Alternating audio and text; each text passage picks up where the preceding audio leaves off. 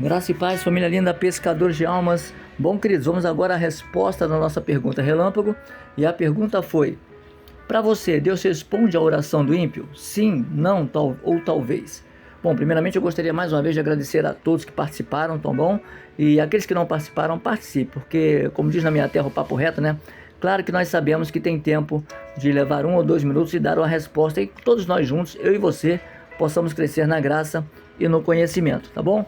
Então nós vamos ver aqui alguns pontos cruciais para nós entendermos um pouquinho o fundamento. E claro, Deus é onipotente, onisciente e onipresente. Então, claro que Ele entende, Ele escuta, Ele vê, em todo canto Ele está, Ele sonda corações, tá? Então sim, a primeira resposta é: Deus ouve sim a oração do ímpio. Mas contudo, todavia, a resposta e a qualidade dessa oração depende do coração. A própria palavra diz que um quebrantado coração move o coração de Deus, ou seja, Ele escuta a oração sincera de um pecador que busca perdão e arrependimento, demonstrando misericórdia, tá bom? Lembra do fariseu e do publicano? Está lá em Lucas capítulo 18, versículo 13. Pois é, um estava lá assim: olha, Senhor, eu sou miserável, ou seja, eu quero mudar, tem algo que me prende, e aquele homem saiu justificado. Então diz ali que ele foi salvo, mas ele foi justificado porque estava sendo reto nas suas orações. Se ele saiu justificado, já começou uma mudança na vida daquele homem, tá bom? Então nós temos que entender, tá? Então nós temos que nos afastar da aparência do mal. Então aquele homem, ele teve um coração quebrantado, ele confessou ao Senhor, tá? Então ele começou a ter tendência de se afastar daquilo que sabia que não agradava a Deus e estava, claro, fazendo mal a ele. Então Deus ouve o que busca o bem, Deus ouve aquele que tem um coração quebrantado, né? Ele atende a pedidos, né, de perdão, e ele aí libera a uma salvação. Nós vamos ver aí que todos nós, pelo pecado, estávamos separados, mas através da cruz e de um coração quebrantado, e é isso que Deus quer, aí sim nós começamos a nos aproximar de Jesus, e desta forma, né, nós fomos salvos, lavados, remidos e transformados pelo Espírito Santo de Deus. Então, para começar, a resposta é sim, Deus escuta a oração do ímpio. Agora, dependendo da forma, como nós já vimos e vamos ver mais um pouquinho, que esta oração é solicitada, aí sim, e vai existir um atendimento de Deus ou não, tá bom? E aí a coisa começa a ficar um pouquinho mais estreita. Por exemplo, Isaías capítulo 59, versículo 1, olha o que diz aqui, ó. Eis que a mão do Senhor não está encolhida, para que não possa salvar, nem surdo o seu ouvido, para que não possa ouvir. Olha aí, prestou atenção? Mas as vossas iniquidades fazem separação entre vós e o vosso Deus, e os vossos pecados encobrem o seu rosto de vós, para que vos não ouça. Esse ouça aqui diz, não atenda, amém? Porque ele escuta, mas para ele atender, tem que haver uma mão dupla, um quebrantado coração, um coração no altar e um arrependimento, para que exista uma metanoia de dentro para fora em todo ser humano que busca a presença. O problema é que nós queremos primeiramente as nossas benéficas, ao invés de buscar a presença do Senhor. Se continua existindo isso lá na vida do ímpio ou na vida do cristão, já estamos numa contramão que não vai dar liga, não vai dar resultado. Então o resultado é lavar as nossas mãos espiritualmente falando, afastar o pecado e de coração falar ao Senhor aquilo que tem nos incomodado e queremos ficar livres. Então a primeira coisa é um coração no altar e uma vida de santificação. Atos dos Apóstolos capítulo 17, 30 diz: ora, não levou Deus em conta o tempo da nossa ignorância, agora porém notifica a todos os homens que em toda parte se arrependam. Então o arrependimento é a base para que eu e você possamos chegar na presença do Deus vivo, tá bom? Então ele não leva em conta o tempo da ignorância. Mas o ímpio, quando ele fala assim: o senhor sabe que eu estava ignorante, eu não sabia, eu fazia práticas de coisas que para mim, entendeu? Ele vai saber antes que você abra a boca, ele vai ver a sua sinceridade. E note que essa confissão não é uma busca de carro, é uma confissão de alma, é uma confissão daquele que verdadeiramente quer estar na presença do Senhor e, claro, ter uma vida completamente transformada. E o que impede muitas das vezes a oração do ímpio? O que incomoda? Primeiro, o que eu falei, a sinceridade. O ímpio, às vezes, né, que não tem um temor ao Senhor, ele quer sair apenas de um problema, ele quer sair de uma situação, mas não quer dar continuidade em andar com o Senhor Jesus. E é por isso que Tiago capítulo 3,16 diz: confessai as vossas culpas, olha, uns aos outros, e orai uns pelos outros, para que sareis. A oração feita por um justo, ela pode muito em seus efeitos. Então a oração pode muito. Mas por que aqui diz que, não diz aqui, aliás, né, que pode tudo? Porque o tudo é com Deus, o muito é o nosso. Agora, o nosso muito tem que estar totalmente alinhado com a vontade plena do Deus vivo. Tiago capítulo 4, versículo 2 também diz algo muito interessante. Vocês cobiçam coisas, mas não as têm. Matam e invejam, mas não conseguem obter o que desejam. Vivem lutando e fazendo guerras. Não têm porque não pedem. Pedem, mas não recebem porque pedem com mais intenções, com o fim de gastar nos seus prazeres.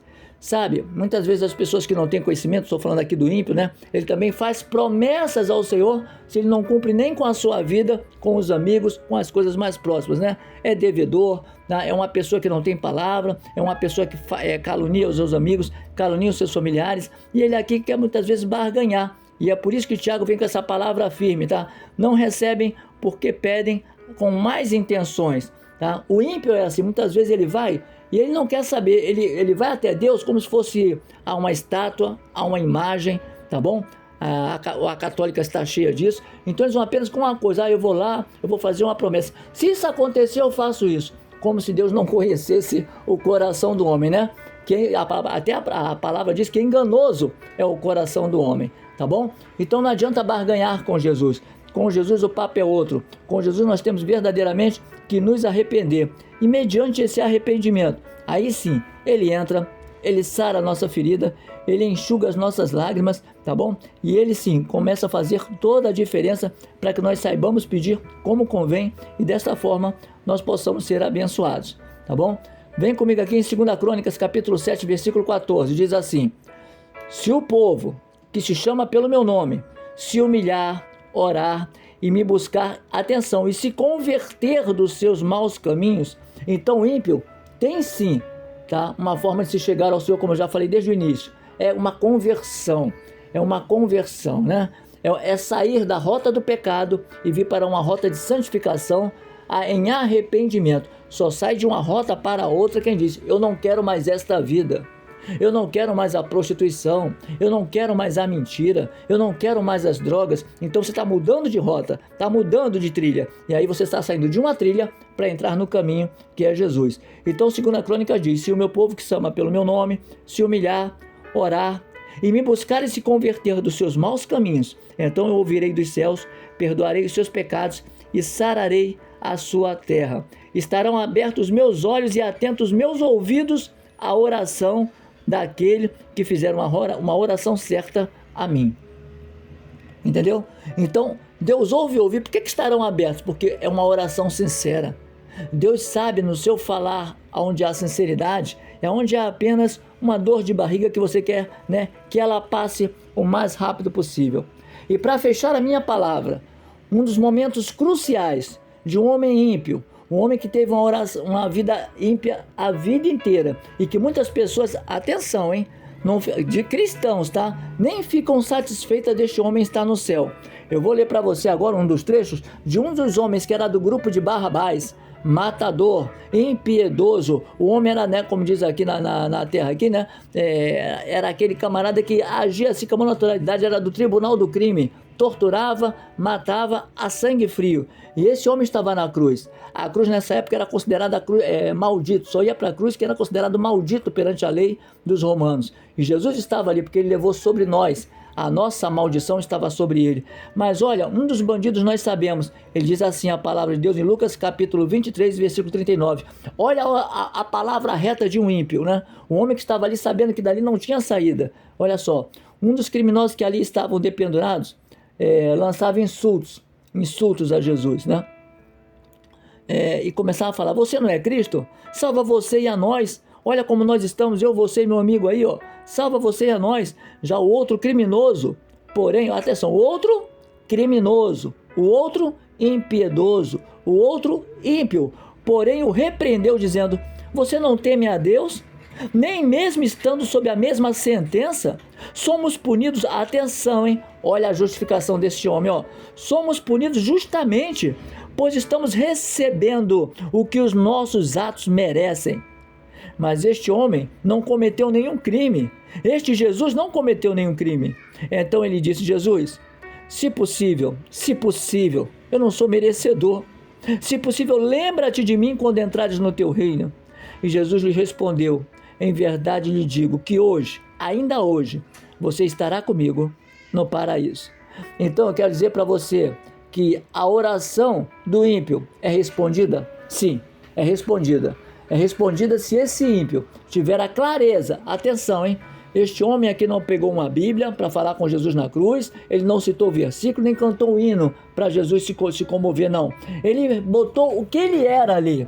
Ele não estava querendo escapar dos feitos dele. Conhece pessoas que são cristãs e querem escapar ao invés de assumir? Este homem assumiu. Ímpio, do grupo de Barrabás, um dos grupos que colocava o maior terror ali, sabe? Matavam rindo. E este homem fala: nós merecemos. Falou: Senhor, se possível, não precisa nem o Senhor olhar para mim, mas se possível, lembra, olha só, lembra. Ele não disse me salva, não, lembra de mim, se possível, porque eu sei que apenas se o Senhor lembrar, eu vou ter uma oportunidade. Que este estudo possa ter tocado no seu coração como tocou no meu, e que nós possamos elevar a palavra enquanto muitos se calam até para dar uma resposta numa pergunta relâmpago. Porque não esqueça que a sua palavra e o seu aprendizado e o meu aprendizado vai nos fazer crescer antes de nós julgarmos. Porque muitas das vezes julgamos, mas não crescemos na presença do Senhor. Não é você passar a mão pelo pecado, mas é você ter uma palavra rema para que as pessoas olhem para você e falem: por favor, como é que eu posso ter esse Deus? Eu sou um prostituto, eu sou um matador, eu sou uma pessoa que, sabe, vivo uma vida infeliz, maltrato minha mulher, maltrato meus filhos, maltrato meus pais. E aí você vai dizer: olha, hoje ainda você pode ser liberto por Jesus de Nazaré. Que Deus te abençoe, que eu e você possamos ter crescido. E claro, Jesus escuta a todos. A diferença? Quem coloca o coração no altar e quem quer cobrir e macular aquilo que não pode. Por quê? Porque os olhos do Senhor estão em todos os lugares, contemplando bons e maus. Que Deus abençoe todos rico e poderosamente. Graça e paz, família linda, pescadores de almas. Glórias a Deus.